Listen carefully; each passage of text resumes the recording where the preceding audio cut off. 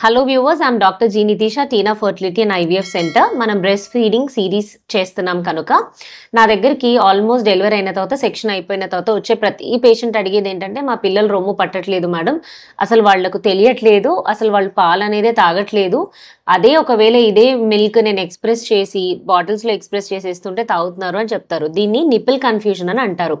ఈ బేబీస్కి ఎలా ఉంటుందంటే, ఆ టైంలో దిల్ బీ స్లీపింగ్ అనమాట. అంటే చాలా ఎక్కువ నిద్రలో ఉంటారు ఫస్ట్‌గా పుట్టినప్పుడు. ఇది 3 వారాల వరకు నిద్రలో ఉండేసి వాళ్ళకి ఎంత ఈజీగా ఆ నిద్రలో పాలు తీసుకోవాలా అని ఆలోచిస్తా ఉంటారు. అయితే ఈ పిల్లలకు ఫస్ట్ తల్లి పాలు రానప్పుడు ఏం చేస్తామంటే, బయట కోత పాలు కానీ, లేదంటే పౌడర్ పాలు కానీ, లేదంటే ఆవు పాలు కానీ తప్పిస్తా ఉంటారు.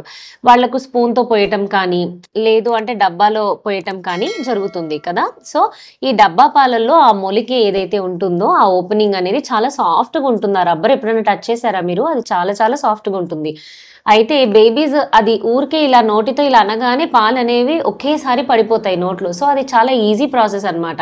బేబీస్ ఊరికే నేను నోరు ఇలా అనగానే నాకు పడిపోతాయి కదా అనేసి వాళ్ళు డబ్బా పాలకు అలవాటు పడిపోయి దాంట్లో నుంచే తాగడానికి ప్రయత్నం చేస్తారు. అయితే మదర్ యొక్క రొమ్ము పట్టాలంటే ఈ నిపిల్‌కి చాలా లాక్టిసిఫరస్ డక్ట్స్, అంటే చాలా డక్ట్స్ కనెక్టింగ్‌గా ఉంటాయి. అయితే ఈ డక్ట్స్‌లలో బేబీ ఒకవేళ సక్ చేయాలి అంటే వాళ్ళు దవడలతో బాగా పిసికిన తర్వాతనే పాలనేవి రిలీజ్ అవుతాయి. ఈ బేబీస్‌కి స్లోగా ఎవ్రీ డే వాళ్ళు తాగట్లేదు అని చెప్పి మీరు మళ్ళీ డబ్బాలే అలవాటు చేస్తే కష్టమవుతుంది.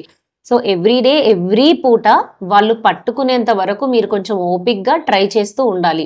మీకు ట్రై చేస్తూ ఉంటే ఖచ్చితంగా బేబీస్ మదర్ రొమ్మును పట్టుకుంటారు. అండ్ మదర్స్ బ్రెస్ట్ ఫీడింగ్ మిల్క్‌లో చాలా మంచి షుగర్ కంటెంట్ ఉంటుంది.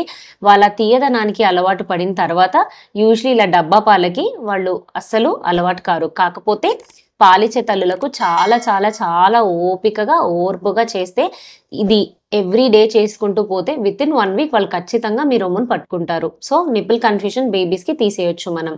Thank you.